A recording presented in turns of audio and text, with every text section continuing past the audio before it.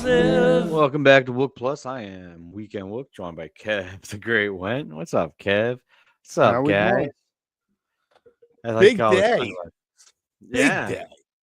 Is it? Yeah, Big Wednesday, Wook Wednesday, Fishy It is. Wednesday. A lot of things going on. I tell you what. Yeah. So we got an announcement for Mish Mexico.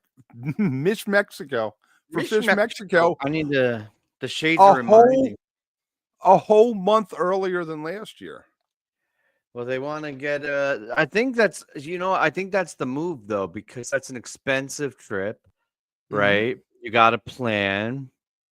Like give the fans a little more time to like pull their finances together, figure that shit out, you know? I think their motive is that a month from now they're going to announce fall tour the week before summer tour. Yeah. But they want to rope everybody in with this, get their down payments in next week. Yeah, no, for sure. But I feel like Dead & Co, they announced their shit super early, right? So I feel like the older you get, the earlier you announce shit, right? It's kind of like the early bird special. And the climate, the just the economic climate of the country, I think you need that much lead time in order to sell the tickets. Because T and I looked up the prices for this Mexico. Cheapest you're getting in there if you only go for the 4 days of the festival, 5 days, whatever, and fly out the next day, would be about $4,000 plus airfare, which is a lot. Okay, right. It is a lot for thinking just like a PHiSH experience, right? Like that is definitely the upper echelon. But an all-inclusive like 4 or 5 days on the beach in Mexico, I mean, I don't know. I can confidently say that I'm not going this year, and I will not likely ever go to PHiSH Mexico. That is not in my budget and not what I'm doing. But I'm not gonna sit here and be like, "Oh, it's just rich fucks," and judge them and shit. Like, I think that's not at all. I think that's a reasonable price for that level of experience. If you can afford it, then good for you. Like, go do you. Like, enjoy the shit out of it. I'm more excited though about the other thing you said about the fall dates coming in a month. When was that Hampton rumor? That was gonna be in it's gonna be Bourbon and Beyond. They're playing the 12th. Right, which is a Friday. So that Saturday, Sunday, we'll probably get like an Atlanta or something. Then they have a Tuesday, Wednesday to knock out maybe Nashville or something, or maybe even do Upper Florida. September or October? September. Yeah. And then the weekend after, the 19th, 20th, and 21st, off the top of my head, will be what Hampton is. And we've heard from a few people that this is the case. Hampton is definitely happening. I feel very confident about that. That's not even like a fall tour though. That's like a late summer tour. When does fall start officially? It's 22nd of September. Yes, that's like I mean that's an early fall tour. It's the same model with spring, 8 shows. So that gives you 16 plus 28, puts you up to whatever that is, 44, and then 4 for New Year's, 48 on the year. That's hot. I like that. Yeah. Oh yeah, I gotta highlight that. Sorry, I'm out of practice, man. I wasn't even sure if I was gonna be on tonight. My computer was down and everything. I was doing maintenance. I was like still kind of looking it up, and then T was like, I'm gonna go to see a baseball game. I was like, I'm answering the call. I'm here. Let's do this. In his defense, it is Star Wars night. All right, at Dodger Stadium. Why they didn't do it at May the 4th, I don't know. I mean, that seemed like a perfect opportunity. Yo, have you watched any of Andor? I know that's not the point of this channel, but have you caught any of it? No, I have not watched any of season 2. I won't say anything like spoiler-wise, and I know this is not a universal opinion. I personally think that show is the greatest Star Wars content made since the original trilogy. I love it so much. It is exactly what dude, I cannot speak more highly of that show. I love it. That's high praise. I'm enjoying the shit out of it. We're about halfway through it, but yeah, it is phenomenal. It makes me pissed though, because I'm like, why is so much of their other shit so bad? Like the other Star Wars stuff and like the Marvel stuff. I was like, if you can do this, why aren't you always just doing this? Like there's no excuse to not always do that. Right. Well, I tell you what, Daredevil's pretty good. Was really good. I think Andor is on a different level than Daredevil, though. Even I mean, I liked Daredevil was really good, only because not only because, but especially because the rest of the shit had been kind of mid for the last couple of years. So it was like it felt. But I wouldn't even say this latest like Born Again. I don't think that was better than season 1 of the Netflix show. I think season 1 of the Netflix show was just as good, if not better. Right. So but like Andor, I would actually say is better than like Mando or any of the other shows. Live action, animated though, I think Rebels is the shit. Anyway, back to JamBand stuff. Right. And another thing with Mexico that for me is makes it something that, yeah, it's something to think about doing. The last few years, they put out some of the best, performances of the whole year. The Chalk Dust, there was a Down with Disease in there. There was a Wave of Hope. I mean, just some fantastic work they've started to do down there every year. Yeah, I think it's definitely gotten. Well, it wasn't this past one, but the one before that, or was it this past one that was just like on a whole different level? I think it was this last Mexico run, right? No, it was the year before that. The 24, right, had the Chalk Dust. Yes, and Yeah. the Wave of Hope the night Yeah, before. yeah. Exactly. Sorry, all my life, like it's all blending together. But that 24 Mexico run was just on a whole different level, and I think reestablished or set a new precedent for what Mexico can and should and will hopefully continue to be. Especially now with like Dicks out and like Dicks out, but like a lot of like the like. They're reestablishing the cornerstones of the year, like, and with I don't know, man. I'm looking forward to watching and webcasting Mexico. Still not going. I don't care. Even if they do 24 again, I'm still not dropping that much money to go see PHiSH. I mean, it's the price of it. I mean, I know I'm an old man, and my kid laughs at me, but I'm just like, I was like, Live Nation has $30 shows now. You should look which ones are the $30 ones. That's something we can go to. Well, I say it as if I'm like, oh, I wouldn't do that for PHiSH, but I think it's just like I would do a lot of crazy shit for PHiSH. Like my brother lives in Charleston, right? And I live outside of Philly, and they're doing Charleston and the Man. So we came up with this like cockamamie idea where I fly down there, go to Charleston, then we drive up together, and do the Man shows and then go back. And I was like, that's going to be an intense 5 days, but that I'll do. But I don't know. I feel like the $4,000, $5,000 paycheck, it's a little bit rough, a little rich for my blood. But it is. No, I think it'll be good. I think it'll be good. You going to see any shows this summer? Have you thought about it yet?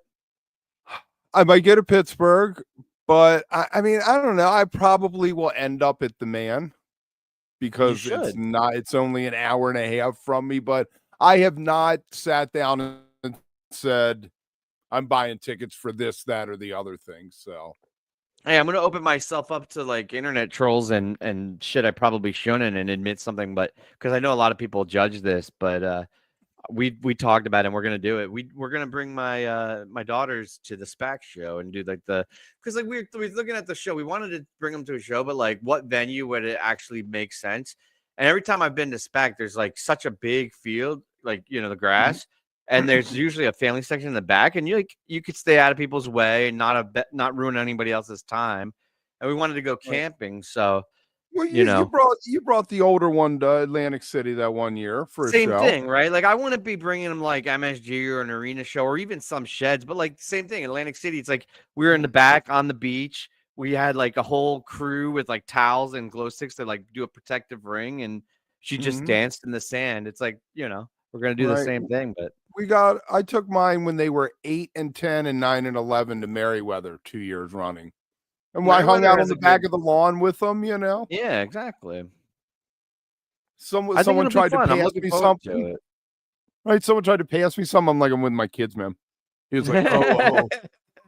He stumbled off into the dark. Some people have an issue with that, and I'm just like, that's life. They're going to know. Obviously, they're going to grow up and know people smoke marijuana and other things, so... Right. And like, I don't know. I feel like I have a relationship with my kids. Like they'll ask a question. I mean, they're young, so I'm not gonna like tell them the truth, but like if that comes up, it's like you just talk about it, right? Like I'm And not you, trying to hide. they You're don't not even gonna hide notice, shit from your fucking kids. right? They don't even notice at that age, though. It's No. the whole thing. When they're teenagers, they're like, when they're even 9, 10, they're like, oh, that cigarette smells different than that cigarette. That doesn't smell like your cigarettes, Daddy. Yeah, well, there we are. What can we do? Yeah, All but right, I'm looking forward to that. let's talk drumming a little bit. I like That's your drumming. cue to flip the Oh, I script. wanted to say, by the way, when you listen to that music on the intro, that's Hugh, the infamous Hugh. Those cymbals sound crunchy. The little offbeat accents, I was digging that. I haven't listened to myself in a long, long time. I was like, I love the way the China sounds on that. Yeah, all right. Anyway, So, let's talk Kris. Poor right, yeah. Kris. So we dropped a short yesterday about this, about Kris stepping away. He wants to pursue other interests. 22 years on the road. He does studio stuff. I'm sure he wants to be closer to home, not have to worry about.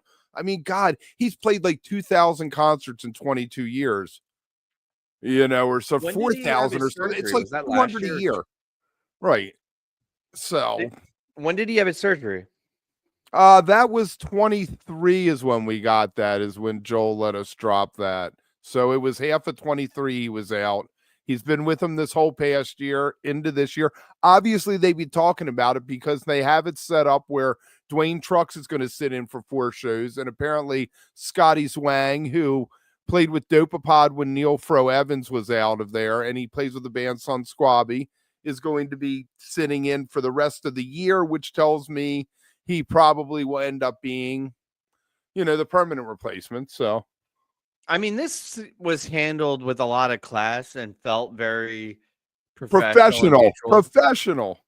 Yeah, and I mean, I'm assuming it was like all on the up and up and like mutual thing. But even if it wasn't, the point that we can't 100% tell is the point is like we don't need to know all their fucking bullshit. You know what it is? That's a different. All right, I'm gonna sound like a boomer for a second, or maybe Gen X, but like that's the difference between a band and a generation that grew up and came up on social media versus a band that came up just grinding, tour and hitting venue after venue and like respect, right?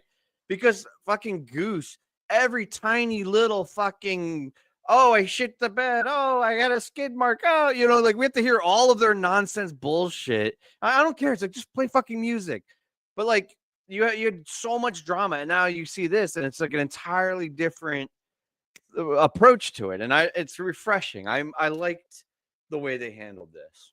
Right, Scotty. I'm also sad though because Kris is a phenomenal drummer, and I think he's very instrumental in the Umphrey's sound. Well, that's my question to you. Okay, so you're a drummer coming in. I think that both of these guys, Dwayne and Scotty, filled in when Kris was out because they had 14 drummers back in 23. Fill in for him. But so you walk in to a catalog like that, right? Plus, on top of it, they probably have as many covers as they do originals. How do you approach that as a drummer coming into that, even if you know some of it? With the band like Umphrey's, you got to learn it, and you have to like inside and out, and it's very precise, mathematical, accurate parts. And I like that sounds like, well, duh, that's what you do. You join a band, you learn the music, but it's very different than like if I were, and I'm not good enough to be in any of these bands, but just hypothetically, like if I were like trying to replace Fishman or fucking what's his name, Cotter or something. I would learn the songs, I would learn the choruses and verses and the stops, but I wouldn't be trying to like precisely learn every single part, right? I would get the feel and then experiment with it and kind of bring my own flavor. And I don't know that you can bring that. Yeah, ADHD rock. Exactly. I don't know that there's a lot of room there to bring much else besides the parts to it. Like, I think the parts are very integral to the sound. Right. That said, I don't know that he's going to be able to hit all the parts the same way. No, I know, Simon. I could never replace any of well, not even me personally. I agree. Hold on, Simon. I'm going to get back to you because that's an awesome point too. I'm going to talk Kev, I haven't been here for a while. No, Let me cook, motherfucker. Yeah, I don't know that the new drummer is going to be able to hit all the parts that Kris does. So he might have to reinvent them a little bit, but hopefully gets the essence of the parts, hits the big hits, the big accents, and then does it to something that they can keep the energy up. The worst thing you can do is sacrifice the energy and the drive of those songs to be super precise, because the energy in it is the most important thing. The other thing I was going to say though is Umphrey's music is very precise and very like, I hate to say this because it makes it sound like I'm insulting Kris. It's not, but like you could almost program a computer to do it and it would work really well. So like if you're a good enough drummer with good enough chops, I think you can do that. Someone like Fishman though has a feel and like je ne sais quoi, to, you know what I mean, like something extra that is not just chops and not just grinding it out, that I don't know that you would ever be able to literally replace him. And it's not even just because he's like the quote unquote like best drummer or anything. It's those little things that like the echo in his foot, right? That like that double pedal he does. It's like the way he drives his left foot on the hi-hat. It's the flicker in his finger. It's all these little things that are unique to him. The like spice and like feel that he puts into it that other drummers just don't do. And not that it's better or worse, it's just uniquely him. Whereas Kris, I think, is more, and to his credit, a fucking machine. He is like a robotic, just hits it perfect. So anyway, that's my take on that. There you go. Frank, you mentioned Octave Cat because we had brought up Dopapod, which has Eli from Dopapod in it, and Jesse Miller from Lotus, if everyone doesn't know, and another guy, and it's skipping it. But if I talked to Jesse about that before, and Octave Cat is fantastic, so look out for that. As for what you're saying, so I guess what the feeling I'm getting from what you're saying is that you can't completely replicate something. You have to bring some of your own interpretation into it, right? Yeah, but depending on the music, the amount of that varies. And I think with Umphrey's music, there's only a tiny bit of room for the drummer to bring their own personality into it. There's always a little bit, and some of it you have to do, right? Because you'll never be able to emulate it perfectly. But I think with Umphrey's, you're trying to emulate a lot more than with like a band like PHiSH. Or another good example would be like Grateful Dead music, right? Because those drummers never emulated them fucking selves. So it would be impossible to emulate it, because every time Billy played, he had a slightly different, except for like his shuffle. His shuffle was robotic and like fucking perfect. But well, this restaurant I worked at, the owner of it was getting married, and he had George Porter's band playing at the wedding reception. And we were hanging out with Russell Batiste, and they wanted to learn to play Fire on the Mountain, right? So next day we see Russell, we're talking to, he's like, man, I was up all night trying to figure out how that drummer in the Grateful Dead did Fire on the Mountain. He thought it was one guy, and he learned both parts. Yeah. No, I mean, like, I agree. Adrian does a really good job replicating parts, like the written composed parts on songs, like what he plays during Yem or what he does during like Reba or whatever. But for better or worse, that's only part of arguably a very small part of what PHiSH does. And I've listened to Adrian jam PHiSH, and he's phenomenal and he jams very well, but it is very obviously not Fishman, right? It can only go so far, and it's easier, I think, on the hyper composed thing where PHiSH plays the exact same notes every single time. And ironically, that's not even a lot of songs. The early stuff, the like Junta and like Long Boy and like, maybe like the first like 3 or 4 albums, he's like that. But like you listen to Fuego or anything, even Undermine, anything off of Undermine, Fishman changes up his fills and his parts on that almost every time he plays it. So and like he does it subtly, so you don't realize it, but like it's a slightly different drum part on all those songs every time he plays it. So it, if you're Adrian, right, and you're doing Reprise, do you go back and learn the show exactly then? I don't know if he does or doesn't. I mean, like, that would be an interesting question to ask Well, him, what but would you say, all right, I'm playing the island tour. I need to listen to the island tour and see what Fishman did at this exact moment in his yeah. career.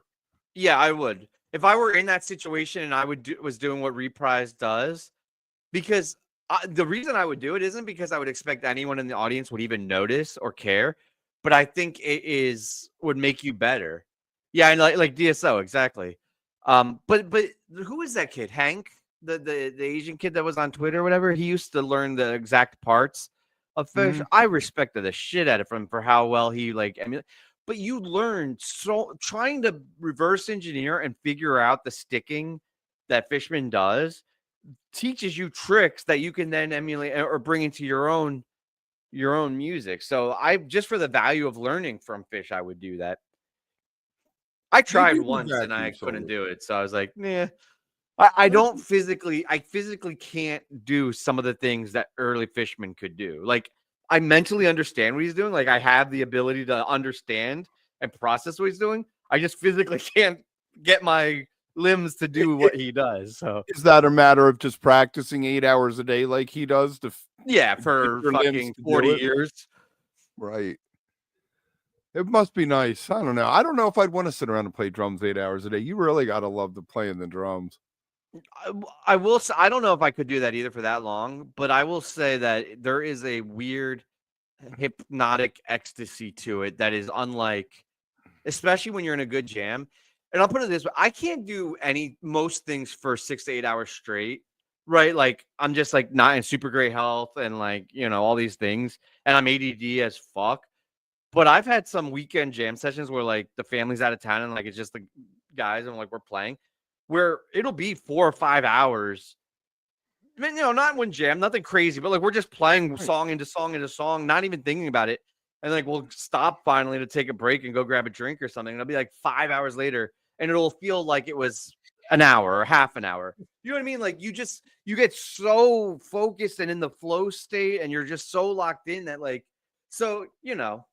I could see how that happens. I have a lot of other responsibilities though. So Right. inevitably somebody usually comes knocking on the door and like, "Hey asshole, it's time to stop making noise." I'm very excited to see what's next for him though, because I feel like from the band's statement that this is about Umphrey's. I feel like from Umphrey's statement that they are embracing this as a chance to, embark on a new chapter. Yeah, rejuvenate things and keep things Right, moving. I because it's mean, all fresh and new to these guys. Scotty's gonna be excited. Songs that they may be like, "Oh, we're playing this again." He'd be like, "I can't wait to play this one tonight." well, and like venues too. Like when he goes to, I don't know, like Red Rocks or a festival or something, and like Joel and like they're gonna be like, "Oh, we're just here again." But then like guys will be like, "Oh my god, look at this!" And then I feel like when you're with somebody who is like, seeing it through their eyes gives you that perspective and makes you appreciate it more. Yep. Yep. Yeah. So, I think they should dub it "Estimate the Profit."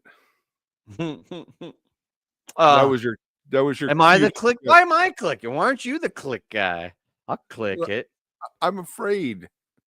I told you I have PDF issues over here. So, Dead and Company are no longer touring. They did their final tour in 2023, and they've done 2 residencies, and now they're going to do one-off shows for the 60th anniversary of the Grateful Dead on Jerry's birthday, the 1st, 2nd, and 3rd at the Polo Fields in the Polo Fields in San Francisco, which apparently held 300,000 in 91 for the Bill Graham Memorial. And I'm wondering, do you think they could? Let me ask you this: do you think they could get away and do a free show? Would they? A free show? A free show? Fuck no. Bobby's not doing nothing for free these days. Are you kidding me? Fuck no. No, they're not doing anything for free.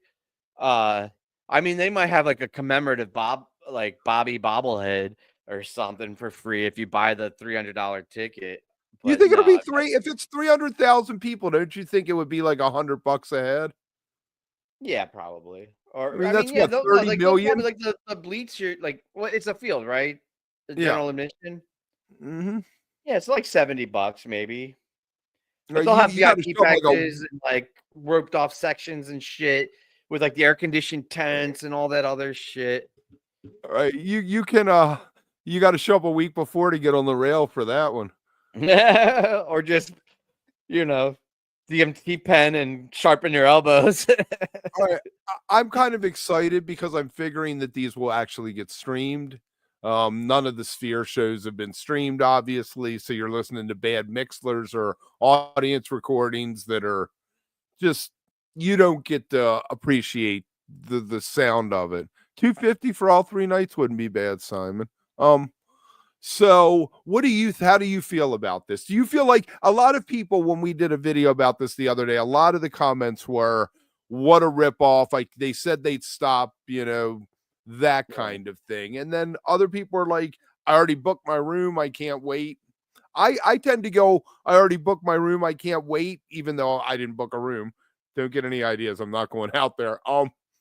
But embrace it. It might be how many more times do you get to see Bobby? Phil's gone. Phil dying should remind you that there aren't many of the original people left. So the overall big picture, I'm all down for it. I think it's cool. Like, fucking Bobby's gonna die on stage. Like, that's what he wants to do. Like, do it. That's great. I do understand where those people are coming from, though. I went to Fare Thee Well in Chicago, and I remember leaving it with this. And I remember observing it because I'm like a noob when it comes to Dead. So I'm not trying to pretend like I have all these things. But I remember observing it in like my uncle who saw like 300 shows through the 70s and 80s. The special feeling he had. Like I went with my Uncle Bob, right? And like that special feeling he had leaving Chicago. And then I remember, I feel like in my memory, it feels like I was still in Chicago. But it must have been like a month later when they announced John Mayer coming, and we didn't know what Dead & Co. was. It was just like, the Grateful Dead are coming back with John Mayer, and it just felt like such a money grab and a slight, and like it really tarnished that special feeling of leaving, Right, sure, yes. Like, I think get a lot that, of people get that.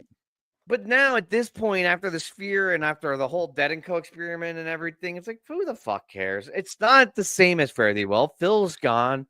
It's not, you know what I mean? Like, it's never going to be. It's just paying homage and honoring the band and giving fans an opportunity to listen to the music. And honestly, even when the rest of the band members are gone, it's going to continue to perpetuate and grow. That is the point, right? That is kind of the whole idea behind the music, is that it's bigger than any of the individuals. Hopefully it'll still be going on in 100 years, right? With all new musicians that haven't even been born yet, who are still getting the company, like getting everybody together, the tribe, as you were, together to celebrate the music. I would pay money to see Mayer, O'Teal, Jeff, and Jay. 3 J's and an L. They could call themselves the OJs, right? I would pay money to go see the 4 of them without Bobby and Mickey do Grateful Dead stuff. I think that would be a fantastic band. And this is my question, Tim. Do you got any insight on that? I don't yet, but I will report if I hear anything. We have our investigators on the ground. I'm assuming that Billy will show up and play part of a show, a couple songs, sit in on an encore. How could he not? Yeah, I think, and this isn't based on anything except for speculation, but I imagine he will for a little bit, but I have not. It's Benji. I haven't reached out to Benji yet, but I'll see if he'll tell me anything. Here, I'll text him right now. Fuck it, we'll do it live. No, that's a no. I gotta make sure he's cool with it. That's not cool. Oh, you could text him, and if he's like, "Fuck you," just not say anything. Oh, he never texted me back. Yeah, but I would have to tell him that I would like tell people, and then if I'm going to tell him that I'm going to tell people, he's going to not tell me, or he's going to tell me not to tell people. Right. Well, you know how I approach it when I text someone with your sources that are yet to be named. Well, no, yeah, what I say to them is, what I'll say is, can you tell me anything on the record? And if they say no, I'm like, can you tell me anything off the record? Because I'm curious.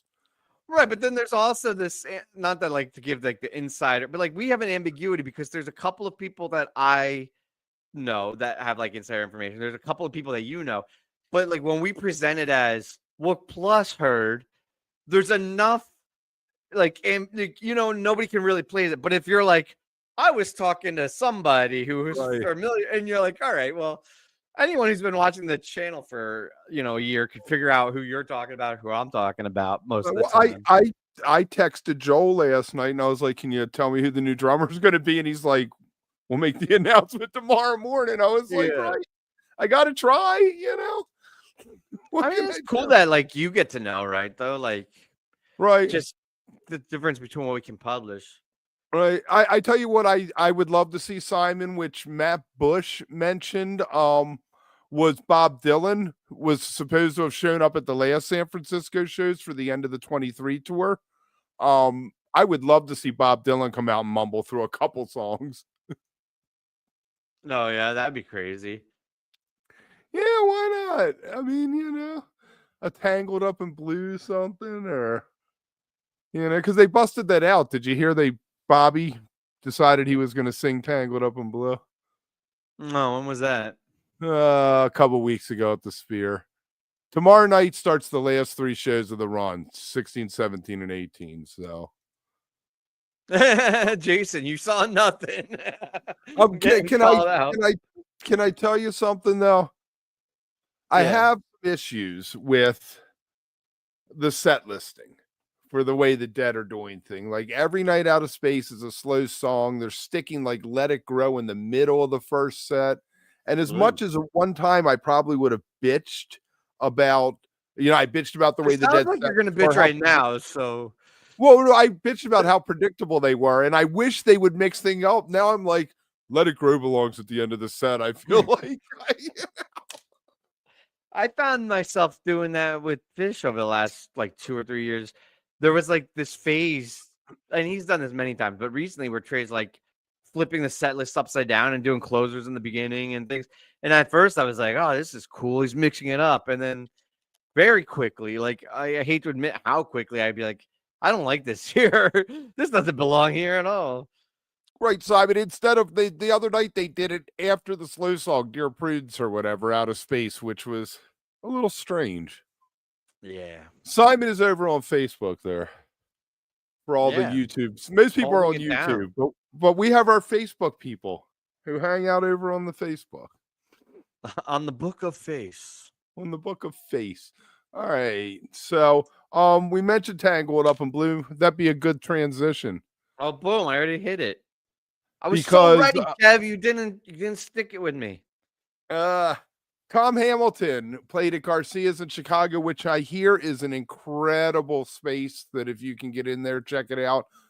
They released a video with him with the Travis Bean, Garcia's Travis Bean, and he played it for the whole show.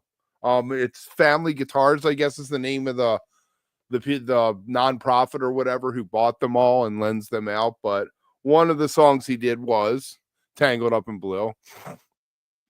Also did State Police. He How do you did feel about he did Gary's guitars getting out there and being used at all these things? right. Jake from Eggy got to play the Bean one night. Phil's bass was out there, Mission Control. Alligator shows up all over the place. You don't see the Tiger much. No, but how do you feel about it? Are you cool with it? Like, you think it's good? Yes, guitars are made to be played. I tell you what, I feel like sometimes when people pick up one of Garcia's guitars, they're channeling him in some, not like a spiritual, he's coming down out of heaven, but they can feel the majesty and the weight of the instrument while they play it, and I think it pushes bands. There's David Hidalgo from Los Lobos played Alligator once, and if you listen to that recording, he's just on fire. He's just like possessed. I don't know. Tom also did State Police, which is a Brothers Pass tune, which is really cool. Did a Ticket to Ride. And the neatest thing I think is he played Garcia's guitar on The Cure's Fascination Street. Oh, yeah. Yes, which Brothers Pass used to cover. So but I love that. I love that. That's so fun. I think I figured out what the drink is.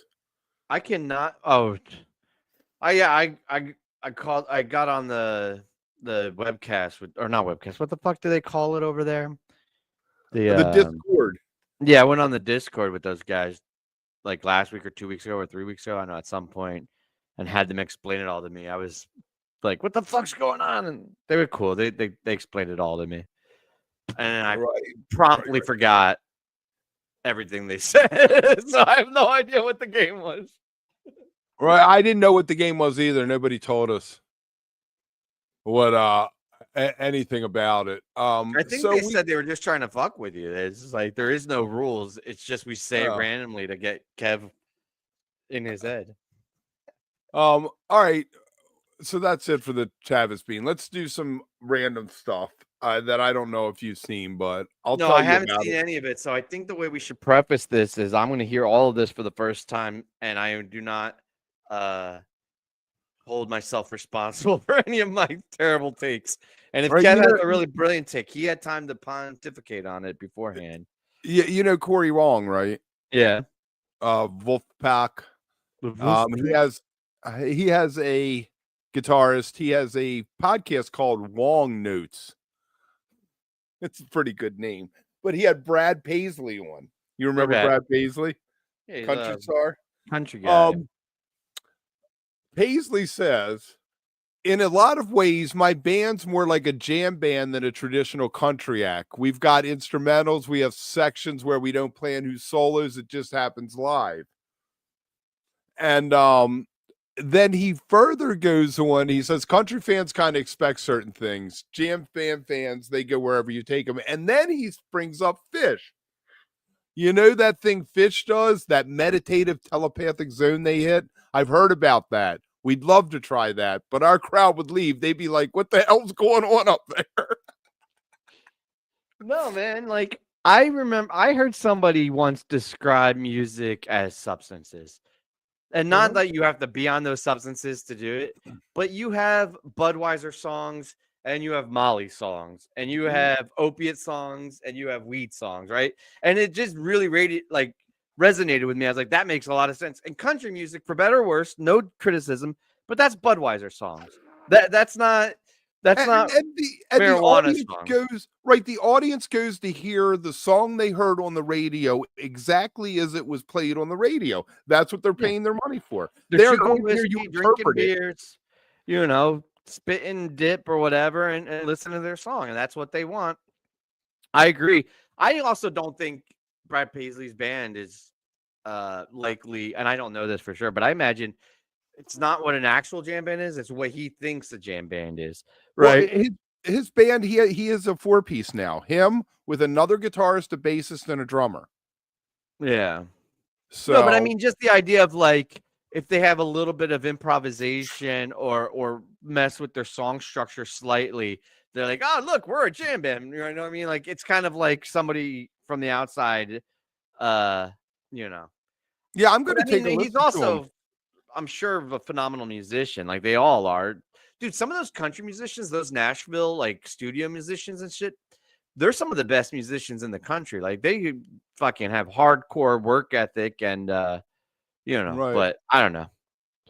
They also talked about I am not being held responsible for these takes. Right. They also talked about John Mayer and Dead and Company, and Paisley mentioned that he'd like to work with Dawes. And I don't know, Dawes just played down with Goose's thing. They're out of Laurel Canyon, singer-songwritery, but they do cover like Fire on the Mountain. So, War Pigs, I think they do. So they do some cool covers, but found it fascinating that Brad would say that. I always remember the video with him, and I don't even know what the song is, but it had Captain Kirk in it. And at the end of the video, Captain Kirk's like, I like that part right there. And Brad's like, what? He's like, the end. Like when you stop playing. Which is fantastic.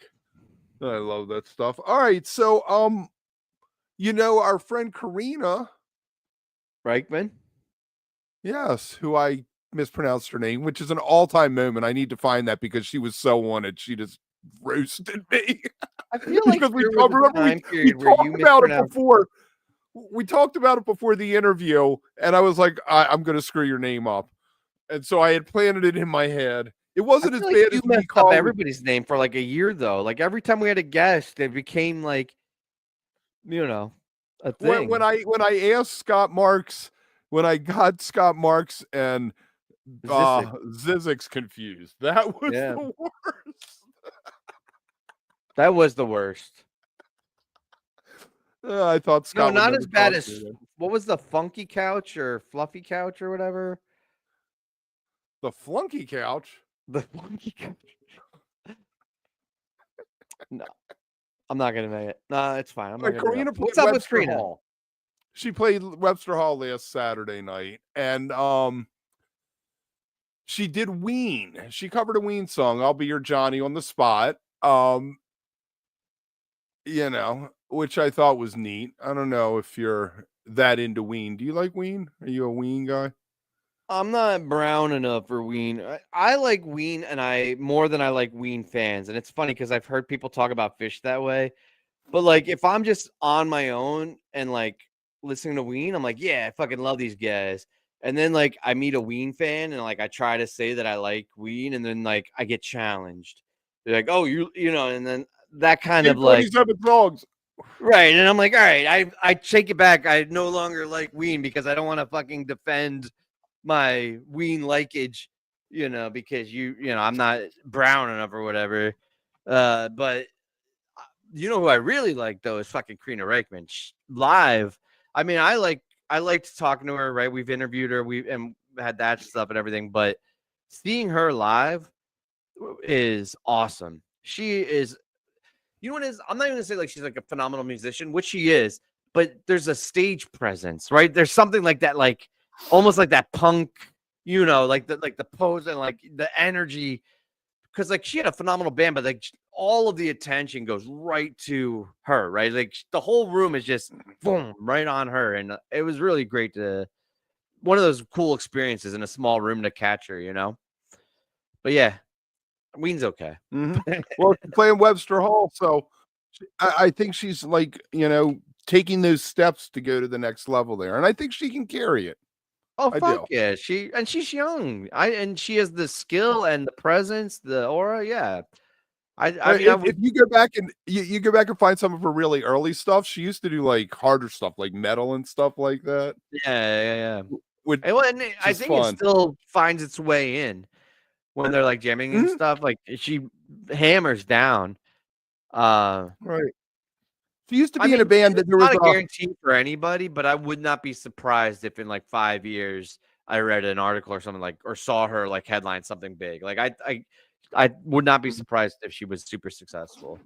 Right. There was a heavy metal Grateful Dead cover band called Truckin' with a weird metal band's spelling. And she used to play with this guy like long ago. He used to work at the Web. So there's a whole thing there. And I guess she worked for him and then they played in a band together for a little bit. So Yeah. there Any it other is. headlines?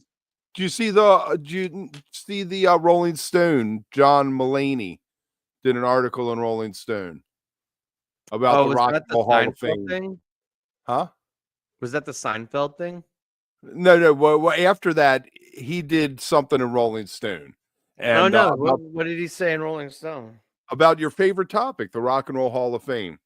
Oh, and he was talking about people getting snubbed. And he said he was a longtime fan, that he jumped on board around 97, right after a live one hit, which doesn't make sense because that came out in 95. But and he jokes that even then people were already telling him, you missed it, man. They didn't see the early years, which I love. That tracks. But then he's like, he flat out called it a crime that PHiSH didn't get inducted this year, despite winning the van vote by a landslide. He named checks, string cheese, mode, disco biscuits, leftover salmon, saying that the scene was essential to keeping the idea of actual bands alive in the late 90s. And he even brings up the great quote from the Trade Doc about that Tommy Lee, when he saw PHiSH on the cover of the Rolling Stone, and said, finally an effing real band. I might be mixing him up with somebody else, but I'm pretty sure Mulaney is from Toms River, New Jersey. I'm pretty sure he is like a year or two older than me. But like, and so for those of you who don't know, I grew up 2 towns over from him, and so we were in high school and all that at the same time. And I 100% understand him. I see him and I get it, and I support that 100%. I think everything he said in that is probably exactly right. And also, he's funny as fuck. I'm a big fan of his. Right. He also got into the business side.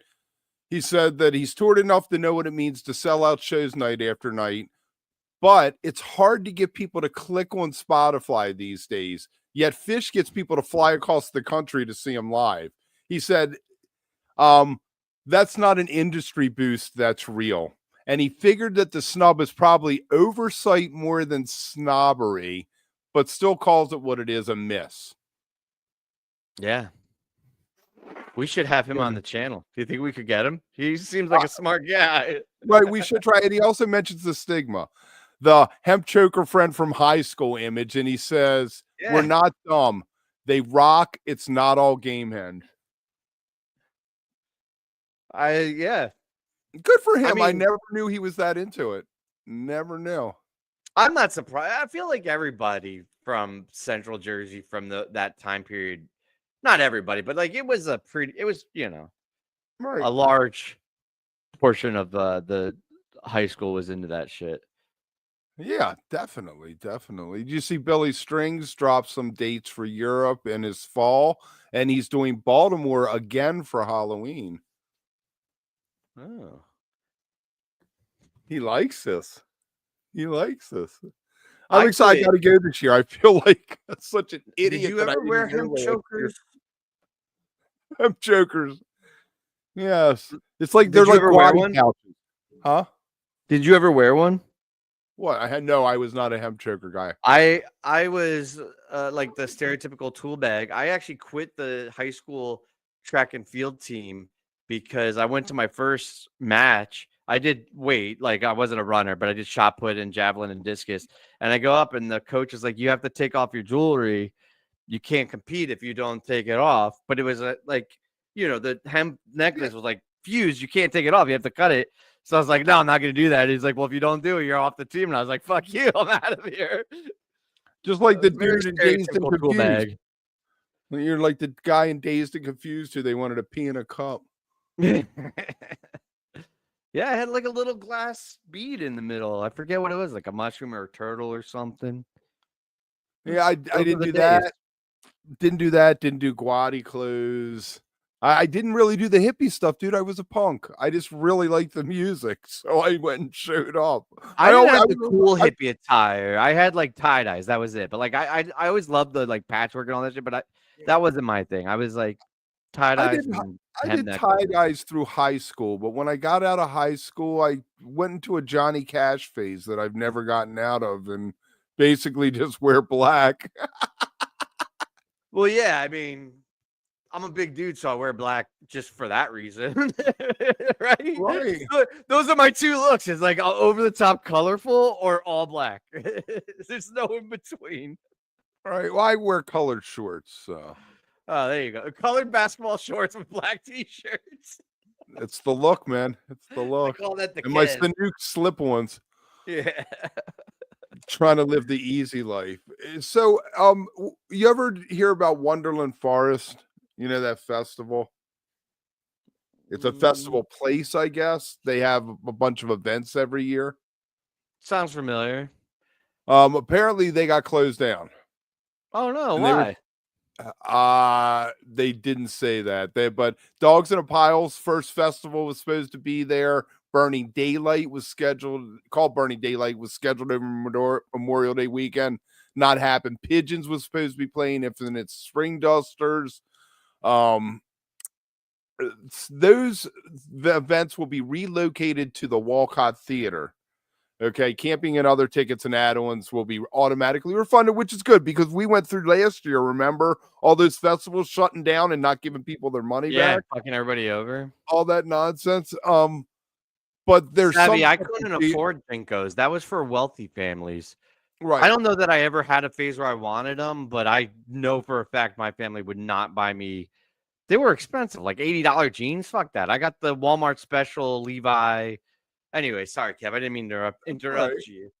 Some of the things that got canceled were Into the Woods featuring Jaomi with Friends of the Brothers, which sounds interesting. But the statement, they said there were too many unexpected hurdles, which probably means that they couldn't get the proper permits from the local community. Was like, screw this.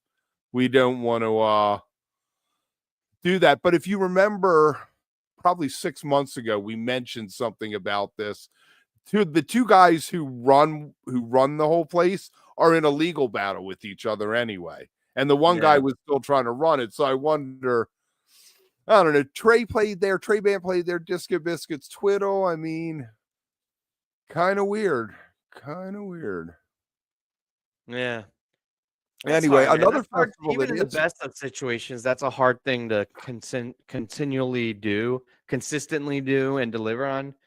And so when you have legal costs and ticket sales are undoubtedly down, right? The economy's not in like a super great, like, hey, let's go spend a fuck ton of money on live music kind of situation. right. So that's hard, but It is. Sorry. yeah. We got Farm Aid announced their lineup. Anyone good?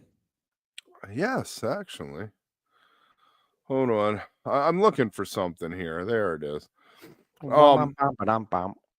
Farm Aid, Willie Nelson, Neil Young and the Chrome Hearts, John Mellencamp, Dave Matthews and Tim Reynolds, Trampled by Turtles, Wachakachki, however they say that, That sounds like Farm Aid like 98 or like Farm Aid 04. Like, I love how it's like such a consistent, timeless thing. Right. Billy Strings, Margot Price. So looks like huge. Tickets are $101 to $290. They go on sale Friday. But yeah, I mean, Farm Aid is such an incredible thing. I guess the weird thing is it's in Minneapolis at the Huntington Bank Stadium in September. So they have a lot of farms out in Minneapolis. 40 years they've been doing it. I guess they didn't get to do it COVID year, but every other year they've done it. So yeah, that's cool. Good for them. Yeah. It's very interesting. Aid the farms. Why not? I support that. Right. We saw something. I mean, that was kind of like the Neil Young Minute. I was going to say, do you want me to boop it over to the Neil Young Minute? Yeah, boop it over to the Neil Young Minute. There were a couple other things that we saw were weird, which were wait, what is this? Is this an intro?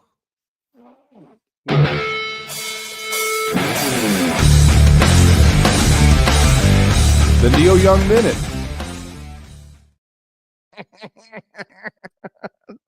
We're back with the Neil Young Minute. You like that? Do you like it? I really liked it, and it was like legit. And then Kevin, the Neil Young Minute. They told me. That's what they told me to do. Anyway. Oh, you know what we should do? We should do an intro. I think we talked about this once.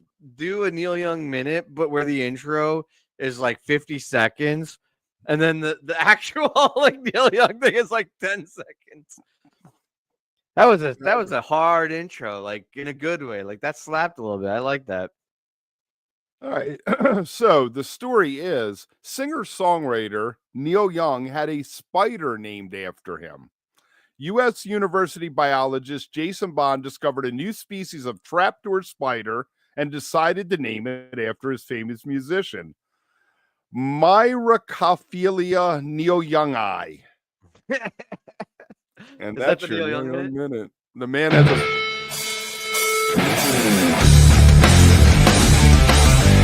the Neil Young Minute.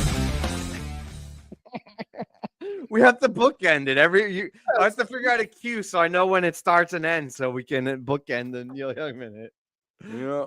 So let me talk a little bit about next week. I think T and I are trying to on Tuesday night do a Wook Club, but do a double Wook Club because next Wednesday and Thursday are the 25th anniversary of the Radio City Music Hall shows, and what some people contend is the best Ghost ever played.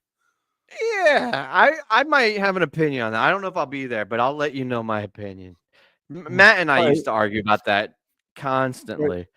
Fantastic down with disease at those Yeah. shows the first night. So we're thinking about working that. Next week we're gonna have Taper Rick on to talk about some Dead and Company.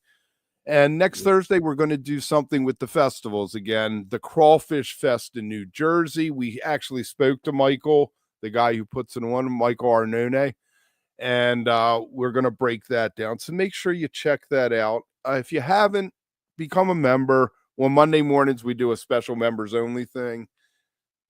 And like That did not sound really exciting and optimistic. If you haven't become a member, you gotta be like, "Yo, motherfucker, become a member. We got so much good shit going on." You gotta be like excited.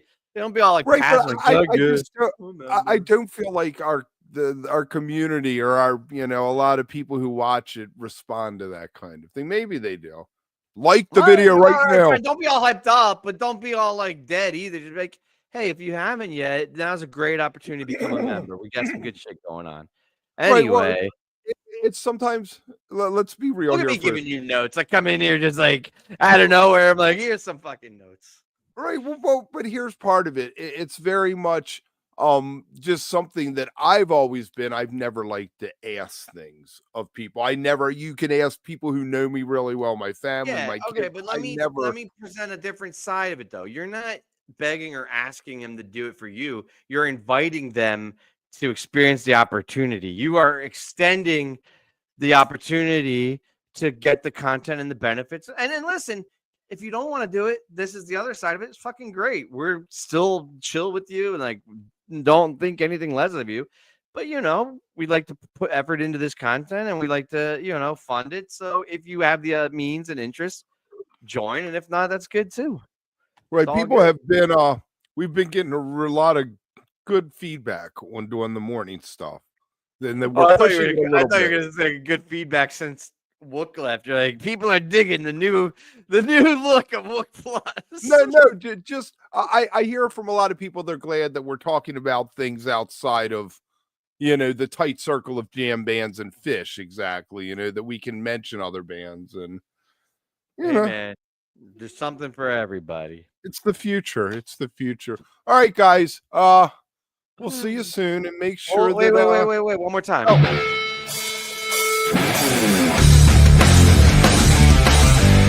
The Neil Young Minute.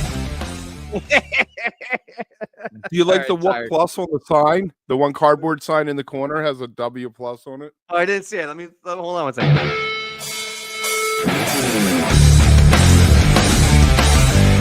The Neil Young Minute. And there's the sign. That sign had something about trans rights on it, so I put a picture of Neil Young from Trans. Yeah, fuck your trans right. I'm gonna give. I worked hard on that. I spent a good half hour on that.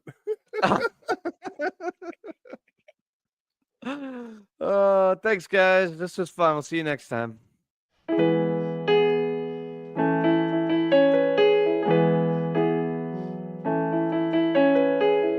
Timing now. I was gonna do it one more time.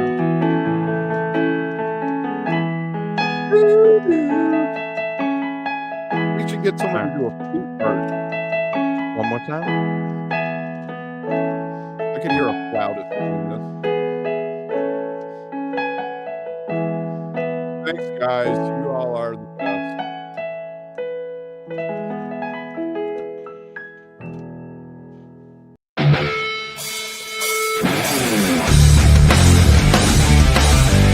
The Neil Young Minute.